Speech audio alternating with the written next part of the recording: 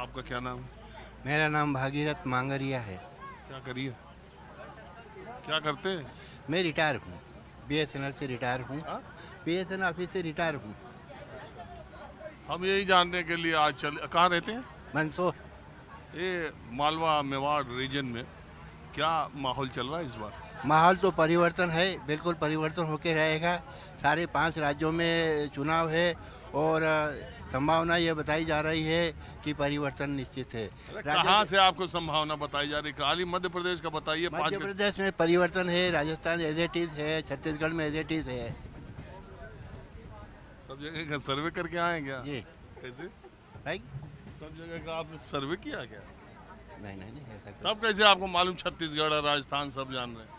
Media, paper और अन्य समाचार पत्रों से ज्ञात हो रहा है। पता नहीं कौन मीडिया से ज्ञात हो रहा है इनको। आप हंस रहे हो? नहीं बस। हाँ? नहीं नहीं, अपने तो बिल्कुल सब सब एक समान है। आपके लिए हाँ, सब एक समान तो है। आप कहाँ के रहने वाले? मंदसौर के पास गांव खिलचिपुरा। मंदसौर। मंदसौर के पास गांव खिलचिपुरा है। क्या है इस बार हवा क्या लग रही? देखो, मैं तो कुछ कह नहीं सकता हूँ, मैं तो एक बुजुर्ग आदमी हूँ। अपने जो समय हो जाए वो असल है बस। अरे सीधा सीधा बताओ, ये मामा की सरकार बनेगी कि जाएंगे? बन भी सकती, सब हो सकता है, मतलब कुछ ऐसा संभावना लगती है कि ऐसा है। अपना जब आसपास जब अपन ज़्यादा घूमते फिरते तो है नहीं क्या, अपन सिर्फ ज़्यादा सिटी और अपने गाँव और क्या, अब बुजुर्ग आदमी ज़्यादा घूमना था ही नहीं हमको। ऐसा बातें करते कोई कहाँ आ भी सकते हैं, सब कभी हो शिवराज जी यहाँ हो सकता है, और जा भी सकते। आ भी सकते हैं, संभावना है कि देखो कुछ कह नहीं सकते। पब्लिक क्या है, क्या पब्लिक के हाथ कदम के बदल जाए को क्या कह सकते हैं। और आप कहाँ जा रही हो? हाँ? क्या खा रही हो ये तो बताओ। क्या ही नहीं खा रहे हैं, रोटी खाती और क्या खाओ। सासू जी मरवाने हरिद्वार गया था सासू जी को मेल भेजने के लिए। हरिद्वार गई थी? हाँ, सब गई थी मैं। क्यों? माता जी मर गई मेरी। सास? मेरी माता जी, अच्छा। उनको लेके गए थे। उनके लेके गए थे दादा और भाभी और बड़ा दिन जीती। आपकी माताजी की उम्र बहुत ज्यादा थी। 100 साल की थी। 100? हाँ चश्मा लगाती थी? हाँ, नहीं लगा नहीं लगाते हम। नहीं, कुछ नहीं लगाया। अच्छे हुए थे उन्हें। 100 साल में भी चश्मा नहीं लगा? नहीं लगाया। और आप कितने साल की? मैं 65 साल की हूँ, 70 साल की हो गई हूँ। अरे आदमी से वही पूछता है तो 1 साल का आगे पीछा करता है, 50-51 के होंगे। आप तो सीधे 60 से 70 तक पहुंच जा रही हैं। बस तो बस 60-70 कीजिए, 60 कीजिए, 61 कीजिए। मैं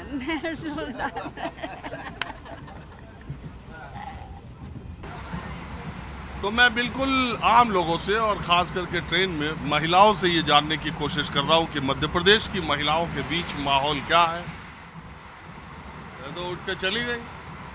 अरे आप बैठिए, इधर इधर बैठिए, आइए। अरे इधर बैठिए, इधर आप बैठिए इधर। अरे हमने बोलना शुरू किया। सुनिए, आप कहाँ से हैं? राजस्थान से। अच्छा, मैंने मध्य प्रदेश बोला इसलिए खड़ी हो गई क्या? नहीं, ये बहू है ना, बहू है, बहू है। आपकी? हाँ तो आप मध्य प्रदेश से हैं? हाँ, हम मध्य प्रदेश। हाँ, यहीं की हूँ, एमपी। आप एमपी की बहू, आपकी राजस्थान की, और मैंने शुरू किया कि मध्य प्रदेश के महिलाओं में उठ के ये चल दी। इनको लगा कि ये तो कुछ पूछेंगे, ये सोचे कुछ पूछेंगे, इसलिए पता नहीं है इनको कुछ। अरे आजकल किसको क्या नहीं पता है। सब पता है, फिर भी इतना जानकारी नहीं है अभी। अभी नए नए हैं ना, नए हैं ना, इसलिए। कोई बात नहीं, आप हमको ये बताइए, हर सास को ये लगता है कि उसके बहू को पता नहीं है। तो आप ये बताइए मुझे कि राजस्थान में जो सरकार है वो आपको लग रहा है गहलोत साहब की वापस आएगी कि वसुंधरा जी या बीजेपी आएगी? मैं कैसे बताऊँ अब ये। लोग क्या बोलते हैं कुछ। अरे चुनाव तो अब आ गया सर पे, चर्चा तो होती ही होगी। नहीं, ऐसी कोई चर्चा तो नहीं होती है। 8-10 महीने से यहीं पर ही हैं। 8-10 महीने से यहाँ एमपी में ही है ये, तभी क्या चर्चा हो रही होगी, क्या मालूम इनको। अरे तो एमपी की बता दो सासू माँ, आप ही बता दो। मैं क्या बता सकती हूँ, मैं तो सर्विस वाली हूँ, मेरे लिए तो सब बराबर है। ओ, सरकारी नौकरी में हो। हमारे लिए सब बराबर है। और राजस्थान में आपको क्या लग रहा है? अब उधर का इतना नॉलेज नहीं है मुझे। और तुम बताओ, तुम्हारा नाम क्या है? मुस्कान नाम है सर मेरा। हाँ? मुस्कान शर्मा। आप क्या करती हो? मैं अभी स्टडी कर रही हूँ। पढ़ाई? हाँ। मामा की सरकार में वैकेंसी निकल रही है। नहीं, वैसे तो मैं राजस्थान में है मेरा ससुराल, और यहाँ पे मेरा पीआर है, तो मैं राजस्थान से तैयारी कर रही हूँ। बड़ा चक्कर है ये। राजस्थान की मध्य प्रदेश में इनका ससुराल है, और आप जो है मध्य प्रदेश की, आपकी राजस्थान ससुराल है। अलग अलग बहू मिल गई दो जगह की, तो कोई बात नहीं। तो किधर की सरकार आपको ठीक लगती है? गवर्नमेंट तो सब दूर ही अच्छी है सर, ऐसा कुछ नहीं है, बाकी तो लेकिन आप राजस्थान में जब शादी हुई तो तैयारी एमपी के लिए क्यों कर रही हैं? नहीं, एमपी से नहीं कर रही, मैं राजस्थान से कर रही हूँ। अच्छा, हाँ, यहाँ तो मेरा तो वहाँ वैकेंसी आई? हाँ, वैकेंसी तो वहाँ पे निकलती रहती है, और अभी चुनाव की वजह से तो बहुत ज़्यादा ही निकल रही है फिर।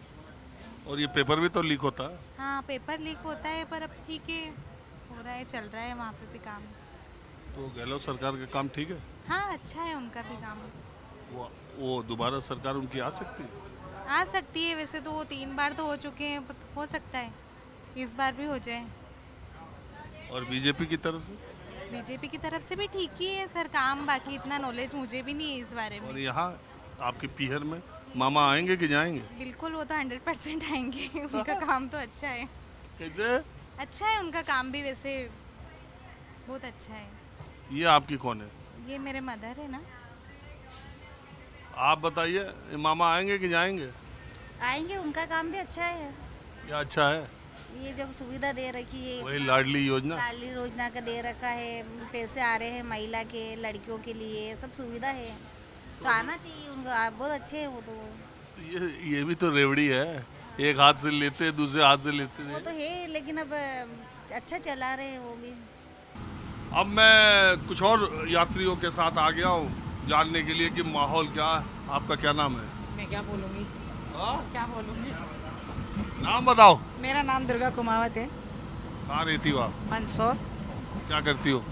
मैं फूलों का काम करती हूँ, गुलाब के फूलों का काम करती हूँ। बिजनेस? हाँ, बिजनेस है, मजदूरी, जो भी समझ लो। तो मंदसौर में तो फूलों का अच्छा काम है। हाँ, अच्छा तो है। मैं तो जानने के लिए इस ट्रेन में ये आया हूँ कि ये जो चुनाव हो रहा है एमपी में, मामा गयो कि क्या है? आने चाहिए मामा जी, मेरा विचार यही है। महिलाओं में सही है, लाडली योजना काम कर रही है? नहीं नहीं, उससे कोई मतलब नहीं है, लाडली योजना से कोई मतलब नहीं, वो तो अपने ही पैसे अपने पास आ रहे हैं। पर बात ये है कि अगर मामा जी आ जाए तो अच्छी बात है। क्यों?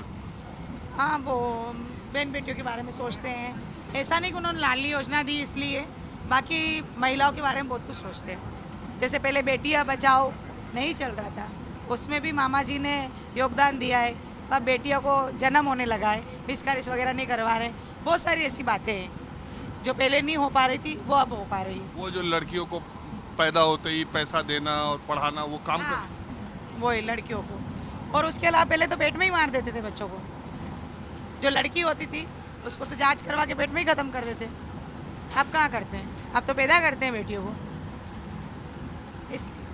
तो एक बात है, लोग कह रहे हैं कि वो बहुत दिन से मुख्यमंत्री है। हाँ, ये बात तो सुनने में भी आ रही है, हम भी सुनते हैं, डेली ट्रैवल करते हैं तो। हम भी सुनते हैं, डेली ट्रैवल करते हैं तो। क्या बोलते हैं लोग? कि बहुत टाइम से वो उनको हो गया, थोड़ा कुछ नयापन आना चाहिए। लेकिन नयापन के लिए क्या अपन पुरानी चीज़ों को थोड़ी छोड़ सकते हैं क्या? नहीं। नयापन उन्हीं से उम्मीद कर सकते हैं ना कि वो नया बदलाव लाए, अपने हिंदुस्तान में लाए। और मोदी जी का क्या ख्याल, मोदी जी के बारे में? मोदी जी तो आने चाहिए, 101% आने चाहिए। और आपका क्या कहना है? मेरा कहना है मामा जी वैसे अच्छा ही काम कर रहे हैं, फिर भी थोड़ा सा चेंजेस हो जाना चाहिए ताकि सबको मौका मिले। पार्टी हमारी यही रहेगी। पार्टी यही रहेगी, लेकिन मौका सबको मिलना चाहिए। मैंने बीजेपी की सरकार आए लेकिन मुख्यमंत्री कोई और हो। नहीं, यही आना चाहिए, बीजेपी आना चाहिए। उनका कहने का मतलब यही है कि मामा जी आना चाहिए। हाँ जी। क्या नाम है आपका? मोहम्मद वसीम। क्या वसीम मियाँ, क्या किसकी सरकार आएगी? सरकार तो आना चाहिए अच्छे। हाँ? ये है कि बीजेपी आना चाहिए। बीजेपी आना चाहिए? हाँ, और क्या। क्यों अभी बढ़िया चल रहा, और क्या है। मोदी जी अच्छी वो दे रहे हैं। हाँ? मोदी जी अच्छी वो दे रहे हैं योजना। अरे यार, लोग तो कहते हैं कि मुसलमान लोग बीजेपी और मोदी जी और योगी जी को पसंद नहीं करते। सब बकवाक बातें हैं। तो ये है कि देश में अच्छा काम होना चाहिए बस, और काम हो रहा है। यही वो तो हाँ? काम होना चाहिए बस, और क्या है। ये जो हिंदू मुस्लिम की बात होती है, नहीं, वो वाली बात नहीं है। करने वाले करते, अपन थोड़ी करते। क्यों? अब एक बात और मैं कहना चाहती हूँ सबसे कि महंगाई बहुत हो गई है, थोड़ी उस पर ध्यान दिया जाए। पैसे वाला बहुत पैसे वाला हो रहा है, गरीब बहुत गरीब होता जा रहा है। ये कौन कर रहा है? अब ये तो मुझे नहीं पता कौन कर रहा है कौन नहीं, पर ये ध्यान मामा जी को देना चाहिए। हाँ जी, आप बताइए क्या माहौल? सर ऐसा है, माहौल तो जो है चुनाव का बिल्कुल नेक टू नेक फाइट है। लास्ट जो इलेक्शन हुआ 2018 में, वो भी बिल्कुल नेक टू नेक फाइट ही थी। बीजेपी का वोट शेयर कांग्रेस के मुकाबले ज़्यादा था, लेकिन कांग्रेस की सीटें बीजेपी के मुकाबले थोड़ी ज़्यादा थी। और बहुत फर्क नहीं था, 1% के आसपास वोट परसेंट था और 109 सीटें बीजेपी को मिली थी, 114 सीटें कांग्रेस को। मार्जिन। अच्छा, ऐसा क्यों हुआ? क्योंकि हमारे यहाँ के जो मुख्यमंत्री है मामा जी, उन्होंने वाकई एक्सेप्शनली बहुत अच्छा काम किया है, बहुत शानदार विकास किया है, इसमें कोई शक वाली बात नहीं है। तो 106 या 7 सीटें जो भाजपा को पिछली बार आई थी, 9 सीटें, वो जस्ट बिकॉज ऑफ मामा जी के फेस पर ही आई थी। और आज के चुनाव में एक मुझे ऐसा लगता है, ये मेरा व्यू है, कि भाजपा ने एक बहुत बड़ी गलती की है सर। उनको घेरने के लिए जो अलग अलग क्षेत्र में छतरप खड़े किए हैं, जो सीएम कैंडिडेट खड़े कर दिए हैं डायरेक्टली और इनडायरेक्टली, तो मुझे ऐसा लगता है उसका फ़ायदा की जगह नुकसान भी हो सकता है। क्योंकि सिंगल फेस पे अगर नो डाउट उनके खिलाफ एंटी इनकम्बेंसी तो है, बनती है। इतने साल तक राज करेगा कोई आदमी तो एंटी इनकम्बेंसी तो बनेगी, लेकिन शायद अगर वो छतरप ना होते तो ज़्यादा फ़ायदा मिलता। मुझे ऐसा पर्सनली मुझे ऐसा लगता है। अभी उनको घेर दिया गया, मतलब उनके हाथ बांध दिए गए हैं, मुझे पर्सनली ऐसा लगता है जी। और अगर आप कांग्रेस की बात करेंगे अपन, तो यहाँ से पर्टिकुलर मैं इस एरिया के रहने वाला हूँ, रतलाम मंदसौर नीमच एरिया मेरा कवरेज है, वर्किंग में इधर इस एरिया में करता हूँ। तो कांग्रेस ने मंदसौर में 2 कैंडिडेट खड़े किए हैं अभी, एक नीमच में भी किया और 2 मंदसौर में किए हैं। मंदसौर लोकल से विपिन जी जैन को खड़ा किया है और सुहासरा से राकेश जी पाटीदार दाह को खड़ा किया है, जो हमारे मित्र के भी मित्र बनते हैं। पिछला चुनाव हालांकि वो उपचुनाव में हार गए थे, लेकिन फिर भी मुकाबला किया। अब देखना उनका कह नहीं सकते क्या होगा इस बार, क्योंकि डंग साहब जो है वो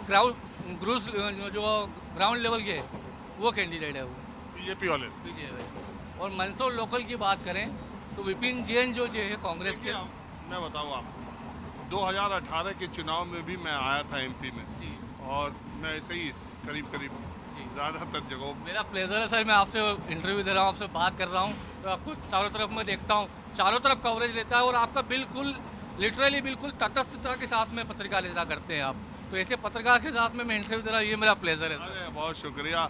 लेकिन मैं ये कह रहा हूँ कि पिछली बार भी जब मैं आया था 2018 में, तो ऐसे ही माहौल था जो इस बार है 2023 में।